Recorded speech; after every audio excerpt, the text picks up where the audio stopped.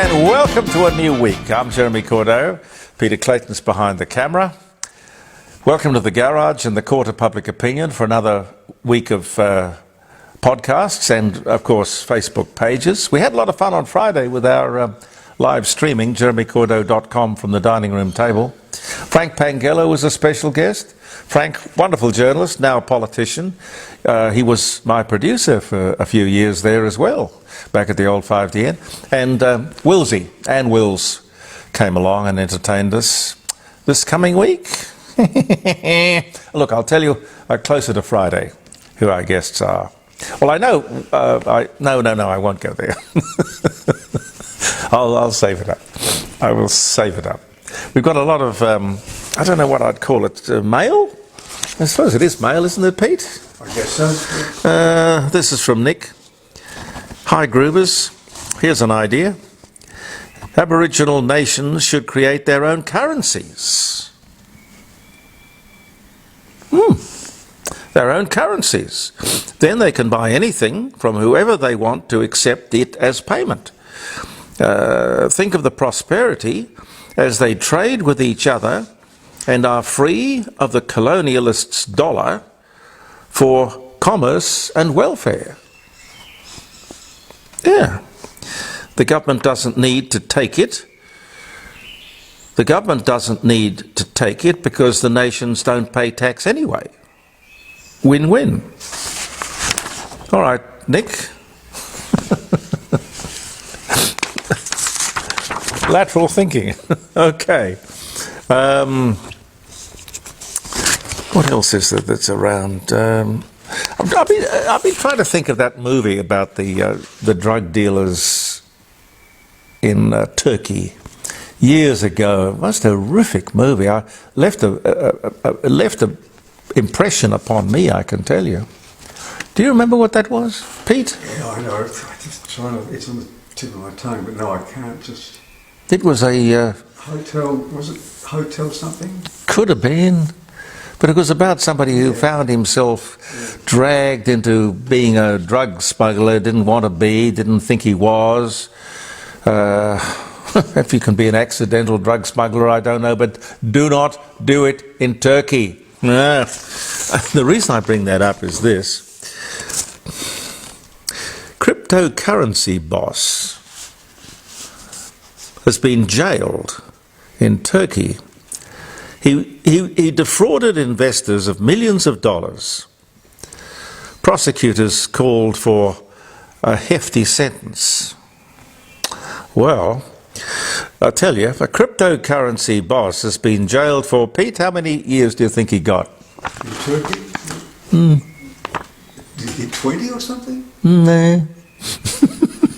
How many? That's a light sentence. He got 11,196 years. Don't do anything wrong in Turkey. No. A cryptocurrency boss has been jailed for 11,196 years after swindling investors out of millions of dollars. His name was Farouk Faithozar, founder of Thodex. Sentenced to 11,196 years in prison despite prosecution request for a 40,000-year sentence. Well, I think he might die. I think he might die in prison. I think he might be grateful to die in prison. If I know anything about Turkish prisons, the Turkish high school dropout was 22 when he started his own business. But on Thursday, he was found guilty of money laundering, fraud, and organised crime. Oh, boy. Then there are a few other things here. Might get to those later. I know that I want to talk to you about the day, of course. It's September 11, the 11th of September, we'd call it. Americans call it 9/11. Of course, the tragedy of the Twin Towers. But some interesting things that we remember this day for. One of them, 17 1773, Benjamin Franklin writes, "There was never a good war or a bad peace. Never a good war and never a bad peace." And all the 9/11 stuff we'll come to later. Anyway, as I said, I hope you had a good weekend. Friday, I don't know if you caught the show on Friday, the live streaming 3-hour program, phone calls and everything else, but we had some interesting things, and I thought I might repeat a couple in case you didn't hear it or see it. Les sent me something, text me with this, which is basically, we already have the voice. I'll read this to you because it's profound. We already have the voice. 3,278 Aboriginal corporations, 243 native title bodies, 48 land councils, 35 regional councils, 122 Aboriginal agencies and advisory boards, 145 health organisations, 11 indigenous federal members of parliament, taxpayers paying $35 billion, and on Friday was corrected, and it is much closer to $40 billion annually expended on approximately 3.8% of the population. Expenditure per person 2012-2013 was $43,449 on every Indigenous man, woman and child in Australia, compared to $20,900 on other Australians. Australian taxpayers spent at least $100 million per day on direct support for Aboriginal or Indigenous Australians, which equates to that figure I mentioned, which was 39 million, the zeros confuse me, $39 billion, $500 million of direct government expenditure. That does not include mining royalties. The voice is nothing more than a one-way ticket to poverty for this country. People aren't going to go on paying their taxes when all of this should have been made public. I suppose that's one thing you could say about the voice, that at least it is giving some transparency to these facts and figures. If the 3,984 government-funded bodies that represent the special needs of Aboriginal people, if they do not provide a voice, nothing will. Or why hasn't somebody brought these people to book and asked them to account for where the money has gone? Or don't they care? I don't know, it just beggars belief. What is Labor up to? You would have thought, wouldn't you, that the Labor Party would have been the party who would have been much more inclined to look at the dollars and the cents and to try and keep track of everything. But this is bizarre and terrible, absolutely shocking. Somebody else sent me, and Pete's going to blow it up for me so that on Tuesday or Wednesday I'll be able to read it, because the printing's far too small, because the details are amazing. What is it called? The Pete, what's the name of the organisation? NIAA. NIAA?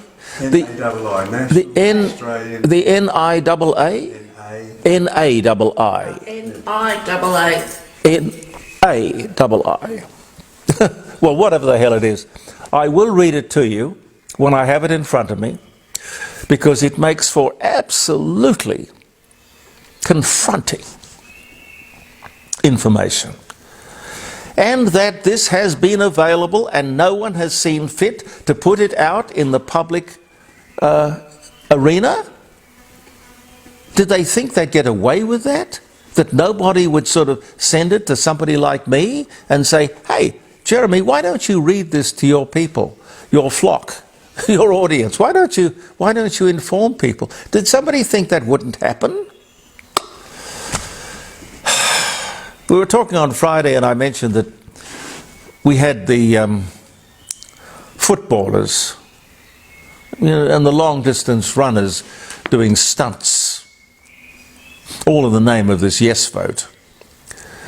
What the connection is between tap dancing backwards around Australia, juggling three eggs blindfolded, I have no idea. What has that got to do with voting yes or voting no? It's a stunt. They want to install a backward, racist, ignorant time bomb in the Constitution, and they think these stunts are going to convince you and me that it's a good idea. Relevance, ladies and gentlemen. What's the relevance? An amendment which will do nothing but divide the nation along the lines of race. As you know, I think the Voice is nonsense, but our real problem, of course, is that the Prime Minister and his government don't. They want to impose the Voice. They think it's good. What does that say about them? Clearly, it's not in the interests of the majority of people living in this country. So why are they pushing it? Fundamentally, it boils down to whether or not we are going to allow a privileged 3% of the population to hijack the entire country. And we endorse a government that seems to think that that is a good idea. That is, if you vote yes. That's what can certainly happen. And if it does happen, we know who to blame. The Prime Minister commented during the week that a yes vote would bring the nation together. That's nonsense. Does he really think that Australia will collectively vote to hand over the rest of Australia to Aboriginals who have already been given, didn't buy, given 55%? With more to be decided in the courts, of course at taxpayers' expense, so it's going to be more than 55% of the land mass of Australia, for absolutely no reason.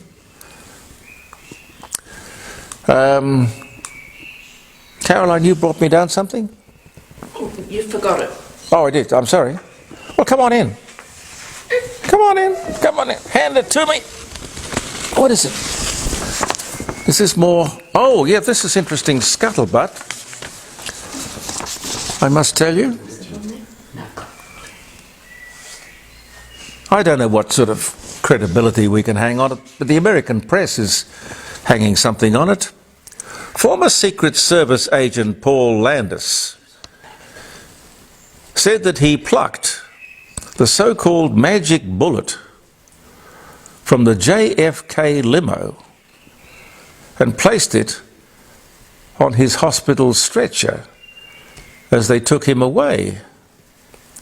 A former Secret Service agent who was with the President John F. Kennedy, when he was assassinated in Dallas nearly 60 years ago, has raised new questions about the infamous magic bullet theory, which of course is really the theory of a second shooter. That's what the magic bullet was about.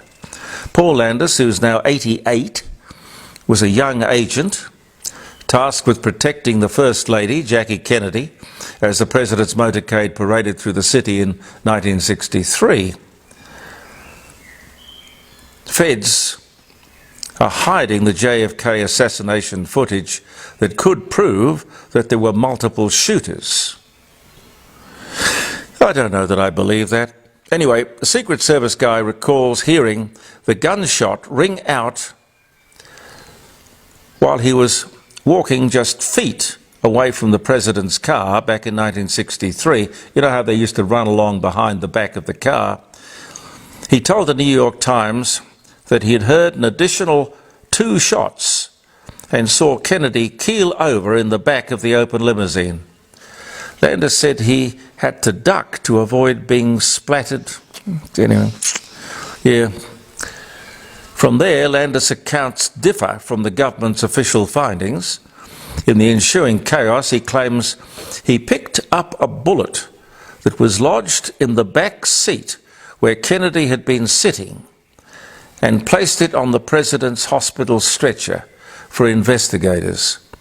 Paul Landis, 88, was just feet away from President Kennedy when he was assassinated. It was a 6.5mm bullet, which had long been thought to have been found on the stretcher and lost by people in the hospital. Dubbed the magic bullet, I guess because it disappeared. Interesting story. I think we'll be reading more and hearing more about that in the days to come. But let me get back to our own crisis. I've thought a lot about all of this, you know, ladies and gentlemen. I really have. The Prime Minister should be with us, cheek to jowl, on everything, really. The cheapest airfares, the best democracy, the best of all possible one nation pursuits.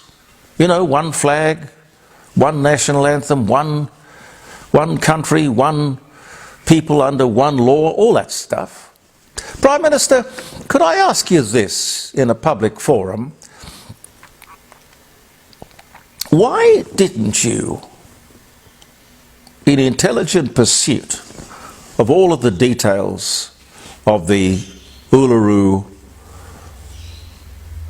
facts and findings and things from the heart, why in intelligent pursuit didn't you read all 26 pages of this, as you describe it, modest request? It's absurd that you didn't. I can't get over that.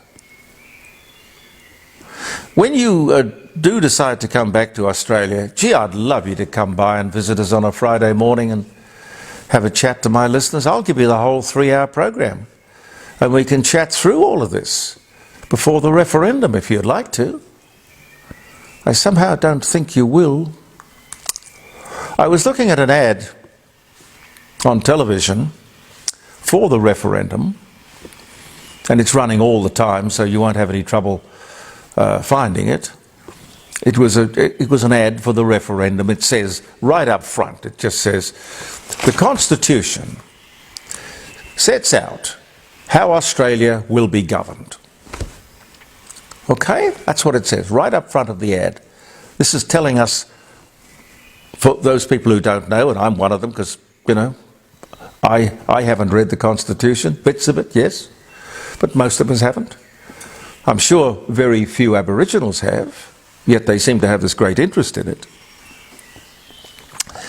The Constitution sets out how Australia will be governed.